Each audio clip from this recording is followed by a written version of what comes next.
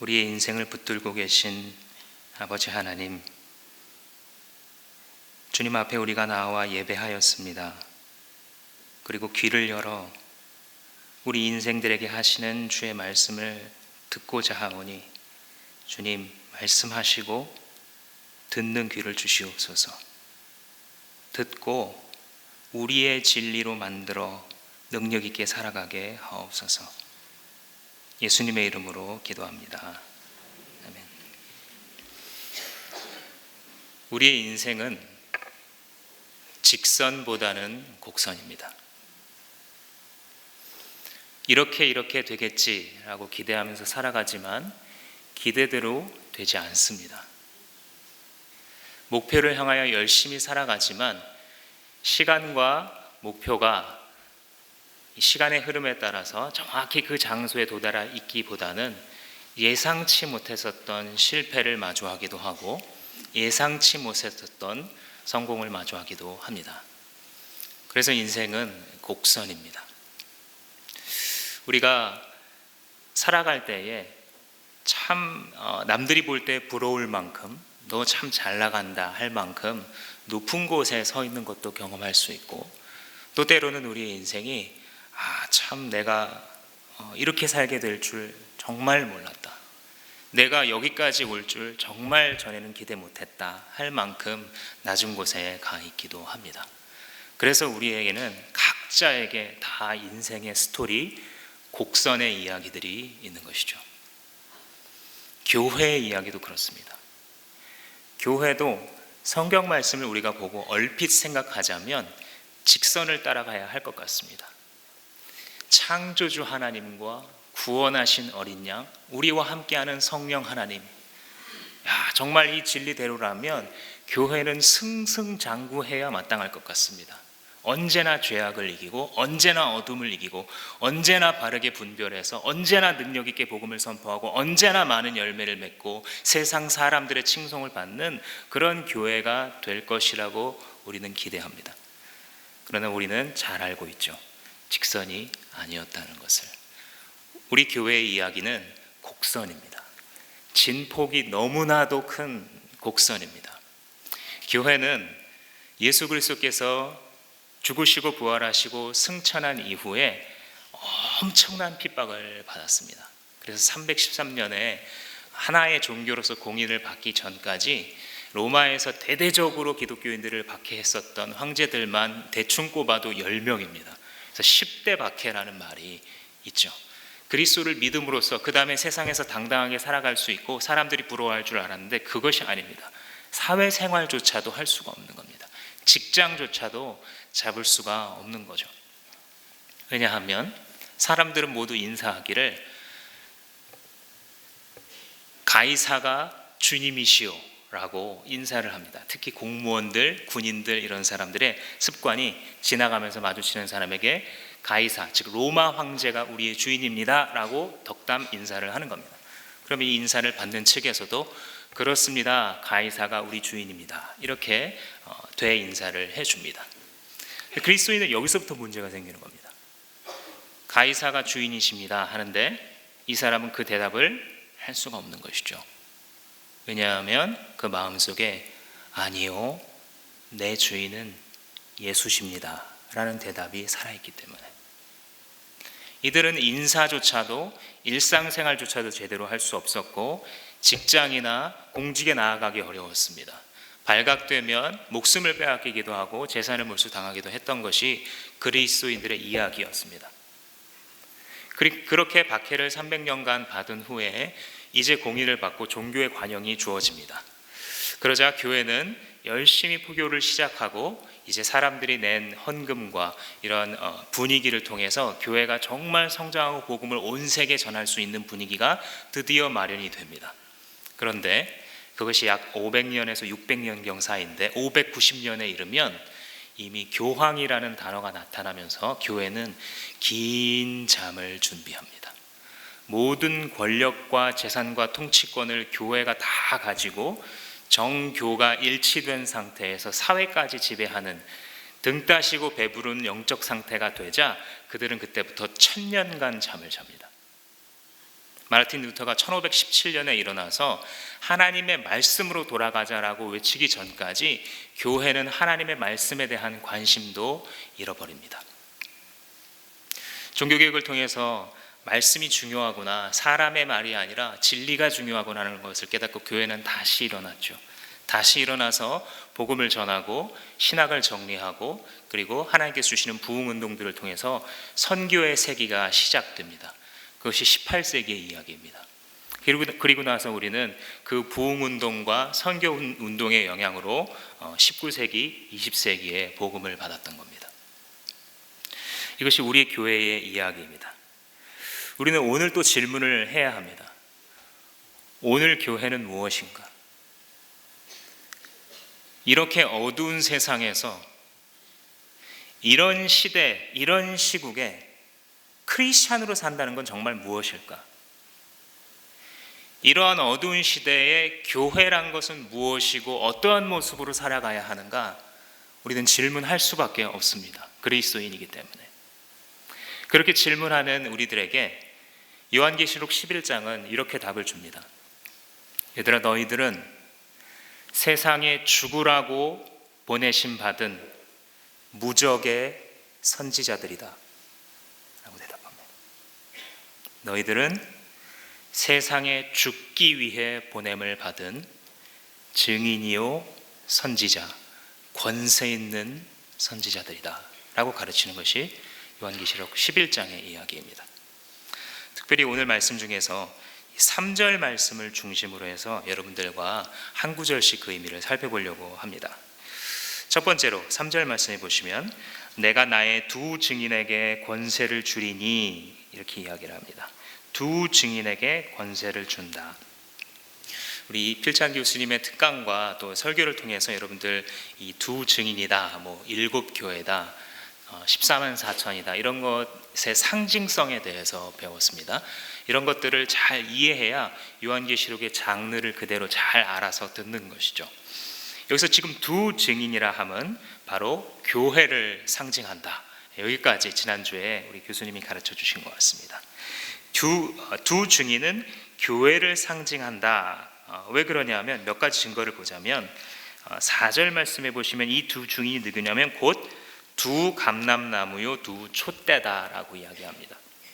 우리가 지금껏 요한계시록을 공부해 온 것처럼 요한계시록 내에서 촛대는 무엇이죠? 교회를 상징하는 것이죠. 그러니까 지금 두 촛대라고 상징을 하고 있습니다. 변한 것이 있다면 7에서 2로 지금 변화된 것입니다. 두 증인이 지금 교회를 상징하는 그런 상징적 존재로서 이야기를 하고 있는데, 그렇다면 왜 하필 둘일까? 여러분들 많이들 아시는 것처럼 모세율법에서 증언의 효력, 증인의 효력은 2명 이상일 때 나오는 겁니다. 어디에서 살인사건이 일어났습니다. 근데 한 사람이 나타나가지고 이 사람이 죽였어요 라고 말을 합니다. 그러면 바로 심판에 처하냐 하면 그렇지 않습니다. 증인 한 명으로는 왜곡이 될 수 있기 때문이죠. 그래서 반드시 한 명 더 있어야 된다. 물론 많으면 더 좋겠지만 최소한 2명은 있어야 사법 절차가 이루어지는 것, 그것이 바로 모세율법에서 확보하고 있는 이 증인의 최소 숫자입니다. 그것을 통해 공정한 재판을 해야 된다는 것이죠. 그래서 이 모세율법에서 배웠던 이 유대인들의 문화권 속에서는 지금 이 요한계시록을 읽을 때 아무도 왜 증인인데 하필 2명인가요? 라고 묻지 않았을 겁니다. 왜냐하면 율법에 따라 자기들의 문화권 속에서 이것이 정말 사실이라고 말하는 증인의 최소 숫자, 이게 다 공유되고 있는 상태이기 때문에 우리에게는 좀 덜 익숙하겠지만 그들에게는 익숙했었던 것입니다. 효력 있는 증인의 숫자가 2명이다. 그리고 주님께서는 말씀하시기를 나의 이 두 증인에게 일을 맡기겠다라고 말합니다. 먼저 한번 우리에게 적용해 볼까요? 여기서 두 증인이라는 말이 중요할 것 같습니다. 왜냐하면 이것이 공동체적인 증거가 얼마나 중요하다라는 것을 말해주기 때문이죠. 기독교 신앙은 혼자 할 수 없습니다. 그래서 어떤 이가 그랬습니다. 혼자 할 수 없는 두 가지가 결혼과 기독교 신앙이라고. 기독교 신앙이라는 것은 반드시 관계성 속에서 너와 나의 복수, 그 관계성 속에서 하나님의 통치가, 하나님의 아름다우시고 완전한 그 통치가 우리 사이에 임해 있다라는 것을 보여주는 것, 이것이 공동체입니다. 우리가 아무리 세상을 향하여서 하나님은 사랑이시고 우리가 사랑해야 된다 그러고 그렇게 말한다 할지라도 우리 둘이 우리의 관계성 속에서 정말 사랑을 우리조차 느낄 수 없다면 우리는 뭐라고 외쳐대고 있는 겁니까? 세상에 대해서. 내 가정 안에서, 내 목장 안에서, 함께 일하는 동역자들 사이에서, 아니 나보다 힘센 사람들 앞에서 보여주는 건 말고, 나에게 영향력을 행사해서 나에게 해를 끼칠 수 있는 사람에게 보여주는 것 말고, 아무것도 잘할 필요나 의무성이 없는 두 사람의 관계성 속에서 내가 사랑하고 있는가? 내가 사랑하고 있다면 나는 하나님의 사람입니다. 내가 하나님의 사람이라면 나는 사랑을 느끼고 즐기며 전파할 수 있는 능력이 있는 사람입니다. 그래서 이 목장이 중요한 겁니다.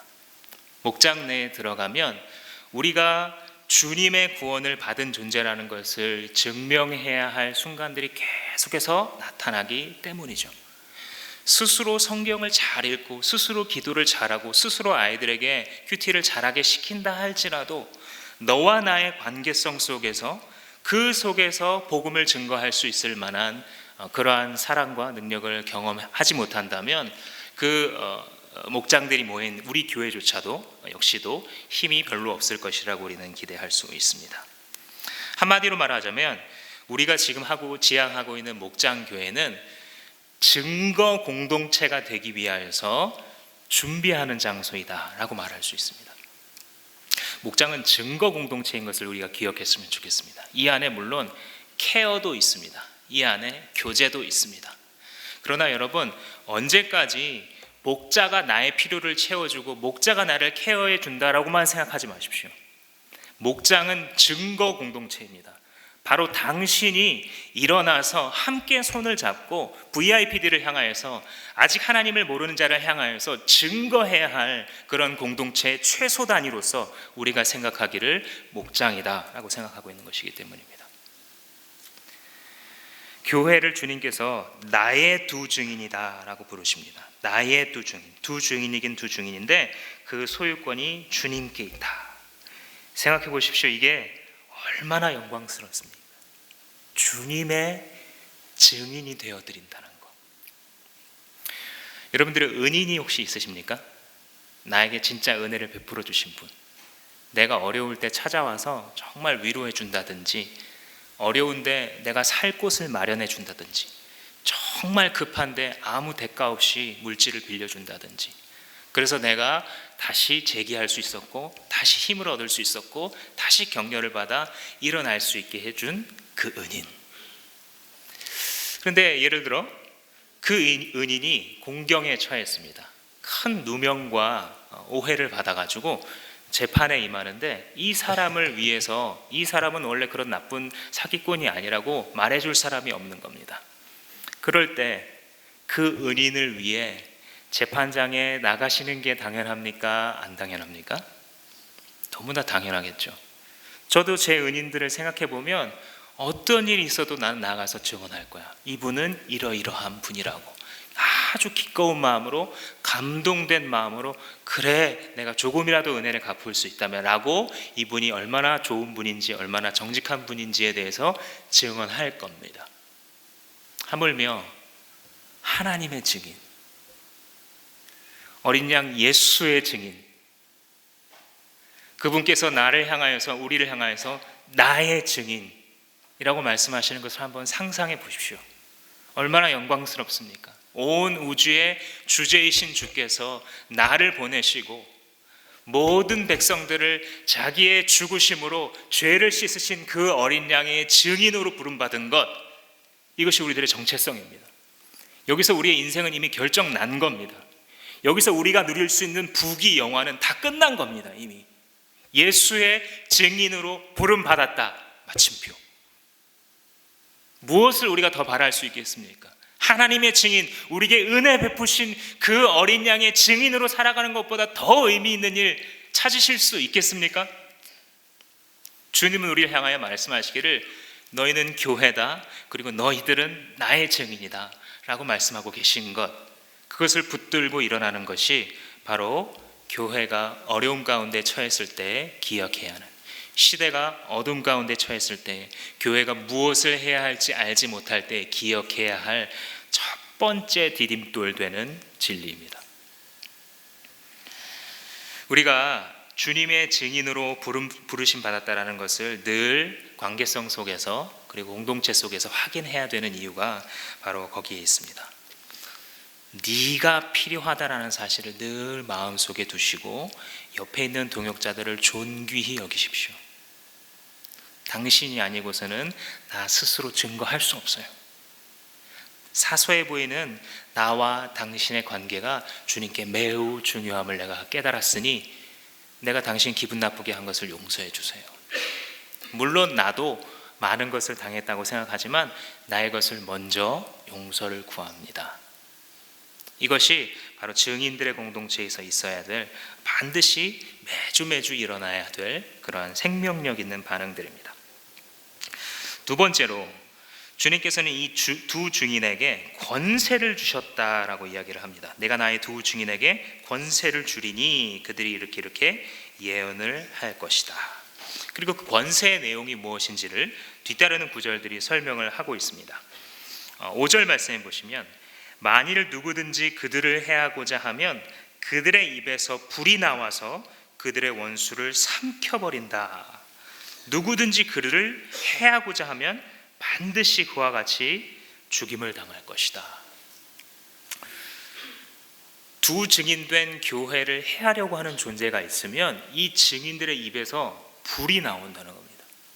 이 불이 어떤 불이냐면 아무도 당해낼 수 없는 불이라는 거예요. 누구든지 너희들을 해하고자 하는 자들은 그 불에 불살라질 것이다. 이게 지금 주님이 교회에 대해서 하고 있는 말인 겁니다. 한마디로 하자면 교회가 무적이다라고 이야기하고 계신 겁니다. 우리가 이것을 믿을 수 있건 혹은 믿을 수 없건, 우리 감정이 지금 여기에 가깝건 가깝지 않건 주님이 주시는 두 번째 진리의 디딤돌은 이것입니다. 너희들은 무적이다. 너희들을 해할 자가 없을 것이다. 입에서 불이 나온다는 것은 무슨 상징이겠습니까? 바로 증인된 자들로 부르심 받았죠. 증인들이 증거하는 이 증언, 선지자로서 말하는 이 진리가 세상 아무도 무너뜨릴 수 없을 만큼의 권세를 갖고 있다라는 뜻입니다. 물론 교회는 곡선 운동을 하면서 올라갔다 내려갔다 하면서 세상에 많은 핍박을 받아서 넘어지는 것처럼 보일 때도 있고, 또 때로는 엄청난 미혹을 받아서 그 미혹에 끌려가는 것처럼 보일 때도 있습니다. 그럼에도 불구하고 끝끝내 어떻게 될 것이라고 주님께서 말씀해 주시냐면 너희들을 당할 자가 없으리라. 왜요? 너희들의 입에 있는 그 진리 때문에. 그 진리를 누가 두셨습니까? 주께서. 그래서 이 승리는 우리의 신념에 의해서 보장되거나 우리의 결연한 의지에 의해서 보장되는 게 아닙니다. 우리의 의지나 능력과 결단과는 상관없이 주께서 보장하시는 승리, 그것이 바로 우리 증인들에게 주신 권세입니다. 우리가 너무나 어두운 시대를 살아갈 때는 이것을 참 믿기가 어렵습니다. 한국은 지금 피선교지가 되어가고 있습니다. 30, 40대 이상은 그나마 착시 현상으로 교회가 조금만 잘하면 부흥되기도 하고 조금 어렵기도 하고 이렇게 느껴지는지 모르겠으나, 통계를 통해서 보면 이미 주일학교는 전국의 주일학생들의 통계를 보자면 5% 미만으로 내려가기 시작했습니다. 원래 이 선교단체들에서 어떤 나라에 선교사를 보낼 것인가 말 것인가를 결정하는 바로 그 퍼센티지입니다. 따라서 우리가 쓰러지고 그들이 성인이 되고 교회 주체들이 될 때에는 우리는 피선교지, 피선교 국가가 된다는 뜻입니다. 왜 그렇게 되었습니까? 물론 여러 가지를 이야기할 수 있겠지만 우리가 세상 앞에서 증인된 삶을 살지 못했기 때문입니다. 사단이 우리를 넘어뜨리고자 할 때에 핍박도 주겠지만 핍박이 잘 통하지 않을 때는 미혹을 통해서 우리를 넘어뜨립니다. 돈으로 미혹하고 권력으로 미혹하고 성으로 미혹하죠. 우리는 일주일이 멀다 하고 그러한 소식들을 듣습니다. 어느 교회의 리더가 이렇게 됐다더라. 어느 단체에 누가 이렇게 됐다더라. 우리 교회 누가 이런 시험에 빠졌다더라. 저런 일이 있었다더라. 우리는 이제 너무나 실망을 해서 과연 교회가 이 세상에서 무엇을 할 수 있을까? 세상 사람들조차 우리 사회에 왜 기독교가 필요한가? 그래, 카톨릭은 뭔가 좀 하는 일이 있는 것 같고, 그나마 불교는 뭐 좀 덜한 것 같은데 기독교 얘네들은 도대체 뭐 하는 애들이냐? 그래서 엘리트 대학생들이 그런다는 거 아닙니까? 자기들끼리 모여서 교회 다니는 아이가 교회 다닌다는 것을 커밍아웃하면, 그런 데를 왜 다녀 네가? 너가 지금 스카이 대학을 다니는 지성인인데 네가 그런 종교 집단을 다녀? 라고 묻는다는 거 아닙니까? 그러한 세상의 시류 속에 우리가 살아갈 때에 우리가 어떻게 승리할 수 있나요? 마귀는 우리에게 그렇게 말을 합니다. 야, 니들이 뭘 할 수 있어 이제? 너 스스로를 봐. 네가 어떻게 살고 있는지 네가 제일 잘 알지. 그러고도 하나님이 널 쓰신다고 보니? 그러고도 너와 너의 가정이, 너의 교회가 무슨 일이 할 수 있을 것 같아? 라고 우리를 미혹하고 넘어뜨리려고 하죠. 그러나 그때 우리가 아무리 좌절스럽고 어둠 가운데 있다 할지라도 우리는 진리를 붙잡아야 하는 것입니다. 그 진리는 주님께서 주신 것이기 때문입니다. 주님께서는 이렇게 말씀하십니다. 너희들을 해할 자가 없으리라. 너희 입에서 나오는 그 권세가 너희의 대적 모두를 삼키리라. 어둠의 시대를 지나가는 교회가 첫 번째로 해야 할 결단은 바로 이 믿음입니다. 주님, 그렇습니다. 나를 볼 때에, 우리를 볼 때에는 이것이 어떻게 반전될 수 있는지 알 수 없으나, 그러나 주께서 우리를 해할 자가 없다고 하셨사오니 나부터 이것을 믿고 나아가겠습니다. 우리부터 주님을 믿는 참된 그 순수한 믿음을 회복하겠습니다. 라는 것이 우리가 이 시대에 가져야 할 마음입니다. 이 증인들이 얼마나 영광스러운지 주님께서는 6절 말씀에 보면 위대한 선지자들의 비견을 하십니다. 6절에 보시면 그들이 권능을 가지고 하늘을 닫아 그 예언하는 날 동안 비가 오지 못하게 하고, 누가 생각나죠? 기도해서 하늘에서 비가 멈추게 했던 선지자, 바로 엘리야. 엘리야는 여러 선지자, 구약의 선지자 중에서 능력의 선지자의 대표죠. 그런데 교회가 바로 그와 같다라는 겁니다. 이어서 하반절에 또 권능을 가지고 물을 피로 변하게 하고 아무 때든지 원하는 대로 여러 가지 재앙으로 땅을 치리로다. 물을 피로 변하게 하고 여러 재앙으로 세상 나라를 쳤던 선지자가 누굽니까? 모세죠. 당시에 가장 강한 나라였던 이집트의 왕 바로를 상대로 해서 내 백성을 보내라 라고 말했는데 그가 듣지 않자 하나님께서 모세로 하여금 네 지팡이를 저 강을 향하여서 내어들고 쳐라. 모세가 한 것은 딴 게 아니라 그냥 순종하는 겁니다. 능력이 있는 게 아니라 지팡이에 요술이 있는 게 아니라 그냥 순종한 겁니다. 그러자 피로 변합니다. 바로 애굽의 이 나일강을 숭배하는 그들의 우상 숭배를 치시는 하나님의 심판의 시작인 거죠. 그리고 열재앙 역시도 애굽에서 귀중하게 여기는 여러 상징성이 있는 우상들을 치는 그 절차와 같다라고 보시면 됩니다. 한마디로 하자면 이 능력의 선지자인 엘리야와 또 하나님께 쓰임받았던 대표적인 선지자, 또 말씀 선지자의 대표, 기록 선지자라고 우리가 보통 이야기를 하는데, 선지자 중에서는 엘리야처럼 자기가 쓴 글이 성경에 남겨지지 않은 사람도 있고, 모세나 이사야나 예레미야처럼 자기의 글이 기록된 사람도 있죠. 그렇죠? 근데 모세는 바로 그 기록 선지자의 대표입니다. 한쪽에는 권능의 선지자의 대표, 한쪽에는 말씀을 가진 그 기록 선지자의 대표가 있는데, 바로 이들과 같다. 누가요? 여러분들이, 우리가, 교회가, 하나님 보내시는 두 증인이 그와 같다라는 것입니다. 하나님 믿을 수가 없습니다. 우리가 무슨 이런 일을 합니까? 우리의 마음은 어떨지 모르겠어요. 우리의 스토리가 곡선을 향해서 올라갈 때는 이걸 좀 믿을 수도 있겠는데, 영광스럽게 올라갈 때는, 그러나 치욕스럽게 내려가고 있을 때는 우리가 이것을 믿지 못할 수도 있습니다. 그러나 우리는 주님의 말씀을 믿어야겠죠. 주님께서는 너는 능력의 종이다. 너희들은 내가 권세를 부여한 능력의 증인이다 라고 말씀하고 계신 것입니다. 세 번째로 이 증인들이 가지고 있는 한 가지 특징적인 모습이 있습니다. 그 특징적인 모습은 바로 굵은 베옷을 입고 있다라는 것입니다. 굵은 베옷이다. 우리나라 말로 이렇게 번역을 했는데 우리말에서 원래 굵은 베라는 것은 이 삼 껍질을 벗겨서 그걸로 이제 직조물을 짜는데 천을 짜는데 그 중에 좀 굵은 오리 굵게 해서 만든 걸 굵은 베라고 하죠. 그래서 우리도 상복에도 사용을 하고 그래서 오늘 읽었던 표준세 번역에는 아예 상복 이렇게 번역돼 있죠. 이 굵은 베옷이. 근데 이 당시 구약 팔레스타인 지방에서 굵은 베옷은 염소털로 만듭니다.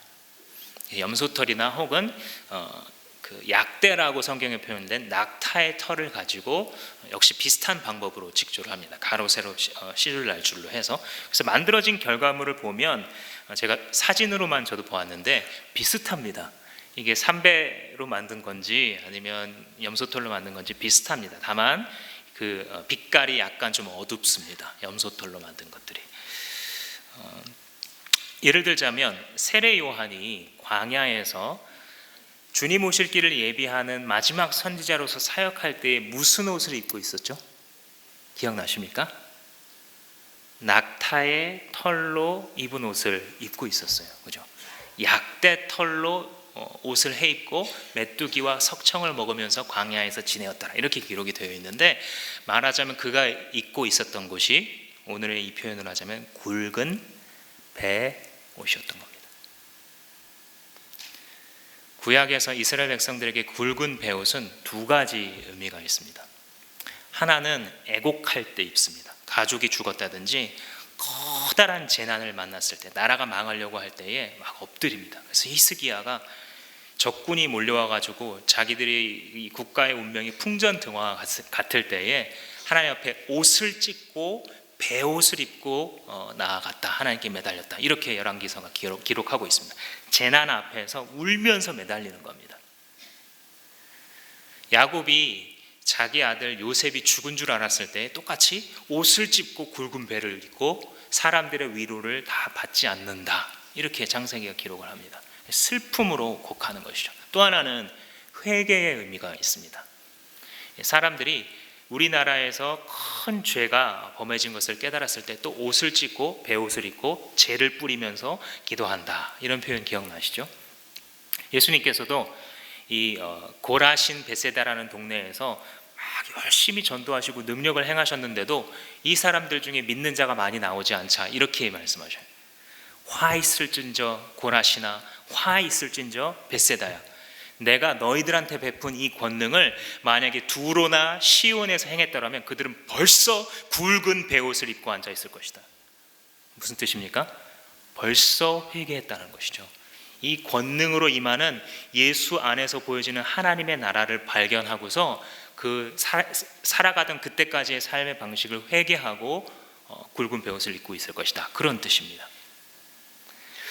그래서 이스라엘에서는 이렇게 애곡을 하거나 회개할 때에 혹은 그 회개를 촉구할 때에 이 굵은 베옷을 입으라고 이렇게 말을 하게 됩니다.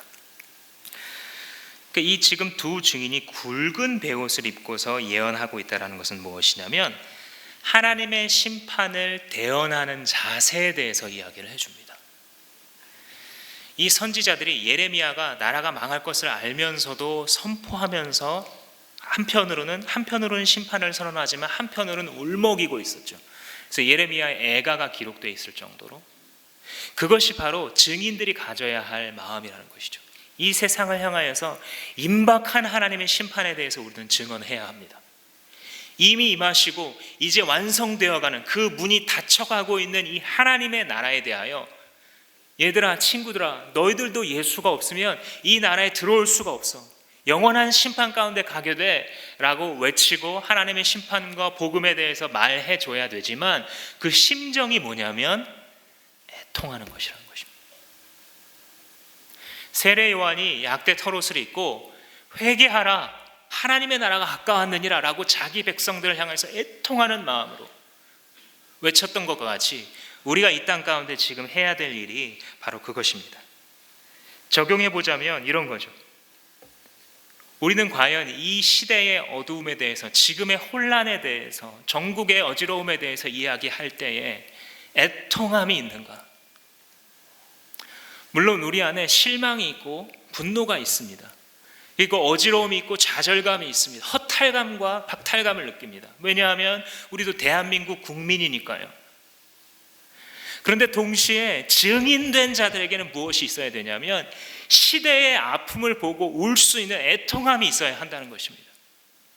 하나님의 통치가 없는, 인간들이 아무리 과학기술과 철학과 윤리학을 통해서 많은 것들을 그럴듯하게 만들어 놓는다 할지라도 그 결과가 이것밖에 안 되는, 그래서 과연 우리는 하나님의 통치가 필요한 거구나, 예수의 정의와 사랑의 통치가 그래서 필요한 거구나, 그걸 아직도 깨닫지 못하고 해답이 정치에 있다고만 믿고 있는 자들, 물론 정치를 우리가 잘하고자 노력하고 참여해야 되겠지만 그 정치에만 해답이 있다고 믿는 사람들은 거기에만 목숨을 걸고 해결책을 찾지 못합니다.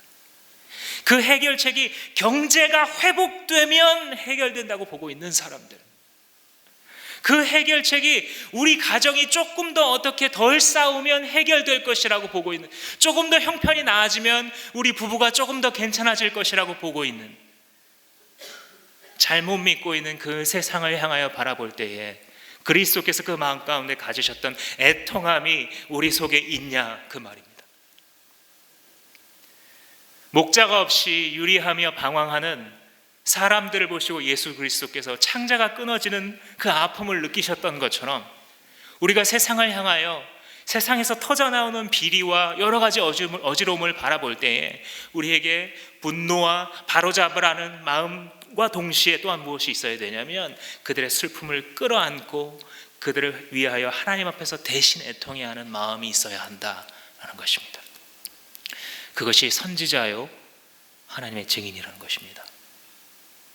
고작 10년도 가지 않을 나라의 권력을 가지고서도 이렇게 우리가 좌절할 수 있고 이렇게 분노할 수 있고 또 서로 이렇게 갈라질 수 있다라고 한다면 5년 10년이 아니라 영원히 계속되는 이 하나님의 나라의 정권에 대하여 관심 갖고 있지 아니하는 자들에게, 그리고 그러한 나 자신에게 이 진리를 선포해야만 합니다. 나는 증인으로 부름받았다. 하나님의 나라는 이미 열렸다. 그 나라가 닫히기 전까지 기회가 있다. 그동안 이 증인으로서 내가 이 하나님의 나라를 알려야겠다. 그것이 우리의 인생, 크리스천의 인생 아니겠습니까? 바로 이 사람들 때문에 하나님이 날 살려두는 거구나. 그래, 내가 하나님의 나라를 벌써 약속받았는데 여기서 뭐 좀 더 승진하고 덜 승진하고 내 사업이 조금 더 대박 나건 좀 덜 되건, 우리 자녀 학벌이 조금 더 되건 덜 되건, 내 손자가 조금 더 앞서가던 덜 앞서가던, 그래 내 인생은 하나님 나라 약속받은 것으로 이미 결정되었는데 그래서 날 살아있게 하는 거구나. 저들 때문에 나한테 아직 인생이 남아있는 거구나. 나는 하나님 나라 가서 영원히 눈물도 아픔도 다툼도 배신도 없는 그곳에서 주와 함께 영원히 즐기며 사는 것이 나한테 더 좋을 터인데 바로 너 때문에 내가 있는 거구나. 나를 그렇게도 핍박하고 교회 다닌다고 무시하는 너 때문에 하나님 나를 이 자리에 두셨구나. 이것이 바로 굵은 배를 입은 선지자의 모습인 것입니다. 마지막으로 1260일에 대해서 한번 생각해 보겠습니다. 이 굵은 베옷을 입은 증인들이 1260일 동안 예언하리라 라고 이야기를 합니다. 이것은 시대적 특징에 대한 이야기입니다. 1260일, 이것은 어떻게 나오는 것이냐면 3년 반을 계산한 겁니다. 좀 더 정확하게 말하자면 이 한 달을 30일로 계산했을 때에 3년 반이 되는 그 숫자가 바로 1260입니다. 그럼 왜 1년 365일인데 360으로 계산하냐? 오늘날 우리가 쓰고 있는 이 태양력을 당시에 그대로 쓰고 있지 않았기 때문입니다. 우리가 음력을 썼던 것처럼 당시에도 음력을 쓰기도 하고 양력을 쓰기도 하고 이 두 개를 섞어서 쓰기도 했는데, 헬레니즘 문화권, 이 그리스 로마 문화권에서는 이 두 개를 섞은 것을 썼습니다. 그래서 1년을 360일로 보았던 거죠. 그 헬레니즘 문화권 아래 요한이 살고 있었기 때문에 하나님께 주신 이 계시를 가지고 1260이라고 말을 하고 있는 것입니다. 한마디로 하자면 3년 반에 대해서 이야기를 하고 싶은 겁니다. 3년 반. 이 3년 반이라는 것은 우리 이 교수님이 얘기를 해주셨습니다만, 예수님의 초림, 처음에 오셨던 것과 재림, 다시 오실 그 중간의 기간을 3년 반이라고 이야기를 합니다. 아니, 그러면 왜 하필 3년 반으로 그걸 상징합니까? 왜냐하면 7의 절반이기 때문입니다. 7이라는 것은 성경 내에서 곳곳에서 완전함을 나타내는 숫자로 이야기가 되죠. 시기에 대해서, 수량에 대해서 7은 계속해서 완전 숫자입니다. 요한계시록 1장에 보면 7교회가 등장하죠. 그리고 그 7교회에게 사자를 보내십니다. 그래서 저는 어렸을 때 당시에 소아시아에 7교회밖에 없었나 보다. 그런데 아니었습니다. 상징이죠. 무엇의 상징? 모든 교회에게 보낸다는 상징. 이미 그 당시에도 소아시아 옆에도 다른 교회들이 있었습니다. 그럼 그 교회들에게는 주님께서 편지하지 않는 걸까요? 아니죠. 대표격의 7개를 뽑아서 모든 교회에게 성령께서 하시는 말씀을 귀 있는 자는 들을지어다, 이 말을 하고 있는 겁니다. 7이라는 상징이 완전하기 때문에. 이것은 창조부터 시작되었어요. 주님께서 6일 동안 창조하시고 하루를 쉬심으로써 7일의 창조를 완성하셨다고 했죠. 그래서 일주일을 계속 7일의 단위로 살아가게 하십니다. 이것을 한 해로 확장을 하자면 7년째는 안식년이 됩니다. 그렇죠? 그래서 땅에 파종도 하지 못하게 하셔요. 왜냐하면 이 7의 상징이 중요하거든요. 그래서 이 7년이 7번 있으면 희년이 선포됩니다. 모든 채무를 다시 탕감해주고 빼앗겼던 집과 전토를 돌려받습니다. 왜요? 새 출발이 가능하도록. 이게 하나님께서 약자를 보호하시는 방법입니다.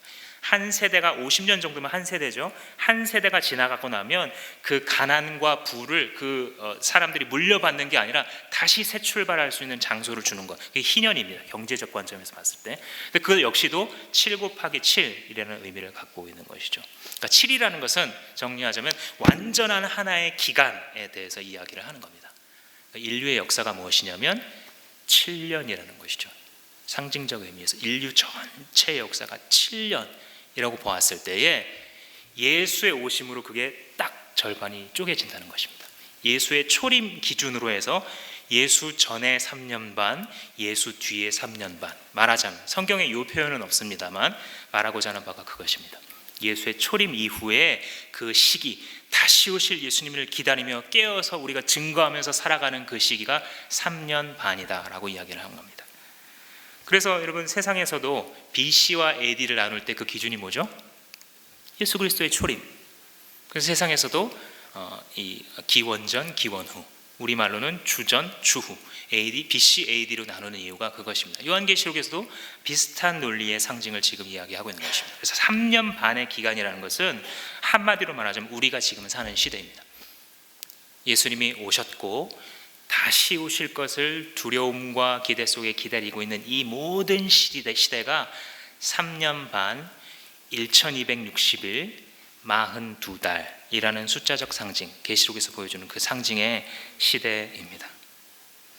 그런데 왜 이 기간을 1260일이라고 못 받고 있는가 그러면, 왜냐하면 그것이 하나님께 계수되어 있는 정확한 기간이라는 것을 우리에게 알려주기 위함입니다.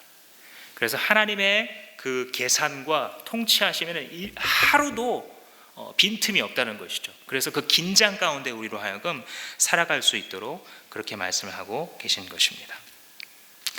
하나님께서 예수 그리스도를 보내심으로 하나님의 통치를 잃어버렸던, 에덴 동산에서부터 없어졌던 그 하나님의 통치가 다시 시작됩니다. 조그만 점처럼 저 중동 지방의 조그만 한 나라에서 이 말구유에 태어나신 이분을 통해서 없어졌던 하나님의 통치가 다시 작게 시작되는 거예요.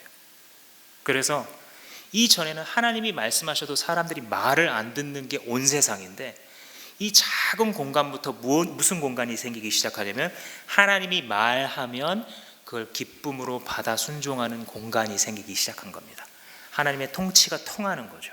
이게 다른 말로 하면 하나님의 나라입니다. 하나님의 나라는 성경의 핵심이죠, 그죠? 하나님의 나라가 조그만 점에서 시작되고 있는 겁니다. 그러나 결정적으로 시작되었죠. 사단의 권세를 멸함으로써. 그래서 그 점이 점점 넓어져 가고 있는 과정인 겁니다, 지금. 그래서 결국은 조선이라는 나라까지 지금 확장된 것이죠. 그래서 전부는 아닐지라도 기독교가 들어간 모든 전부가 그렇다는 것이 아니라 그 지역, 그 민족, 그 족속 가운데에도 하나님의 통치를 기쁨으로 따르는 자들이 생긴다는 거예요. 그게 하나님의 나라죠. 그게 참된 의미에서 기독교인이죠. 종교 안에 내가 기독교라고 쓰는 사람이 20%, 그게 중요한 게 아니라 하나님의 통치가 내 삶에 통하고 있는 것, 주님이 말씀하시면 그걸 따라하고자 기꺼이 나아가는 자들이 있는가, 이게 크리스찬의 진짜 정의죠. 그래서 우리 땅에도 하나님의 나라가 지금 이곳에 임해 있는 것입니다. 이미 임하신 예수로부터 점으로 시작된 이 하나님의 나라가 완전히 온 세상을 뒤덮기까지, 그래서 하나님이 주시는 새하늘과 새 땅이 이루어지기 전까지 우리가 살아가고 있는데, 그 기간 동안에 우리가 해야 될 일이 바로 증인으로서의 삶이라는 것입니다. 이 증인으로서 우리가 살아가고자 할 때에 반드시 일어날 일이 한 가지가 있습니다. 그것을 나누고 마치려고 합니다. 우리가 이 1260일이라는 상징적인 기간 속에 살아갈 때에 우리에게 반드시 우리가 맞닥뜨려야 될 한 가지 운명이 있습니다. 그 운명에 대해서 7절, 8절에서 이야기를 하고 있습니다. 짐승이 그들과 더불어 전쟁을 일으켜 그들을 이기고 그들을 죽일 터인즉. 앞서서 분명히 이 증인들은 무적이라 그랬는데, 여기서 그 두 증인이 무적행에서 올라온 짐승, 즉 사단이죠. 사단의 권세에 의해서 이 두 증인이 죽을 거라는 겁니다. 그러니까 상징적으로 지금 계속 따라가다 보면 그러면 교회가 완전히 끊어져 없어진다는 것인가?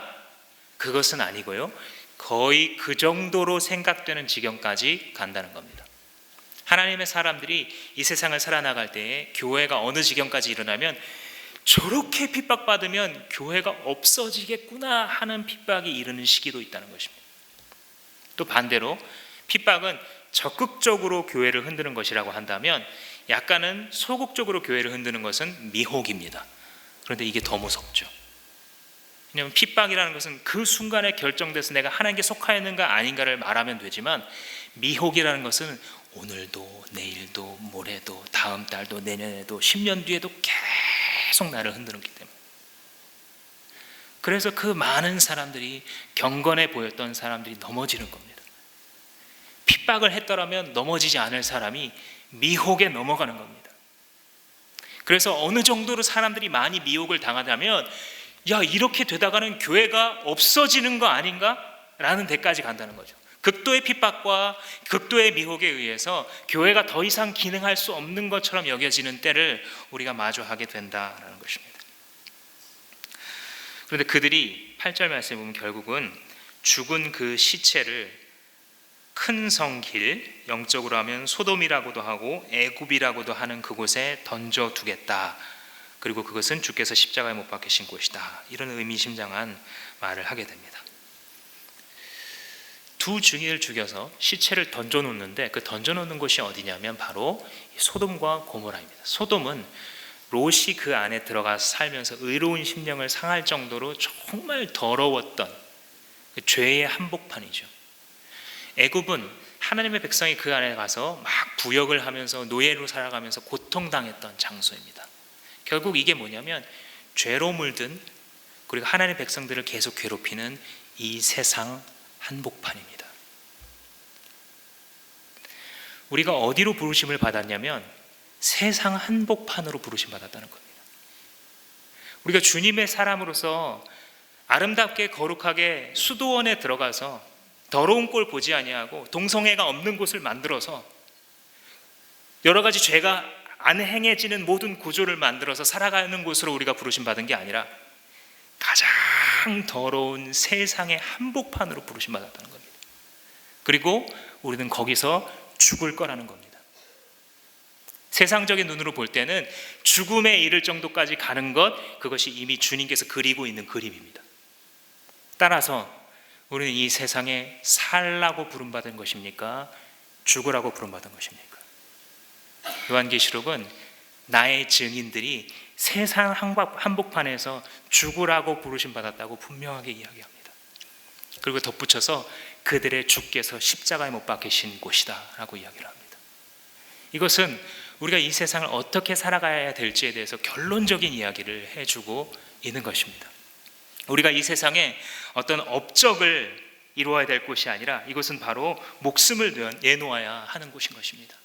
우리의 주께서 이곳에서 죽으시기 전까지 당하셨던 그 길을 우리도 걸어가는 것이죠. 증인으로서 살아가다가 이곳이 우리가 살 곳이 아니라 죽을 곳이라는 것을 기억한다면, 업적을 남길 곳이 아니라 목숨을 내놓아야 할 곳이라는 것을 기억한다면 우리는 아이러니하게도 자유로워집니다.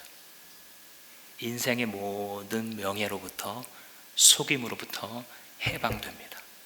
왜냐하면 나의 부르심은 이 세상 한가운데서 죽어야 할, 그렇게 보내심 받은 증인이라는 것을 알기 때문에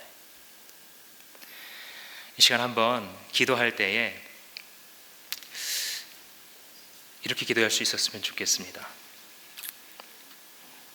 하나님 아버지, 예수 그리스도께서도 이 땅 가운데 부름 받으셔서 가족들에게는 정신병자 취급을 받으시고 사람들에게는 강도 취급을 받으시고 국가를 혼란케 한 죄인인 것처럼 당시에 극형으로 우리를 죽이셨습니다.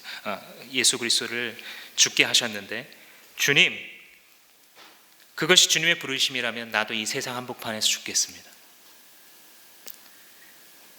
비록 여러 가지 세상의 압력들이 있고 내가 이 땅이 내 집인 것처럼 자꾸 속는데, 주님, 그럼에도 불구하고 진리에서 다시 출발하겠습니다. 나를 권세 있는 증인으로 보내셨음을 내가 믿겠습니다.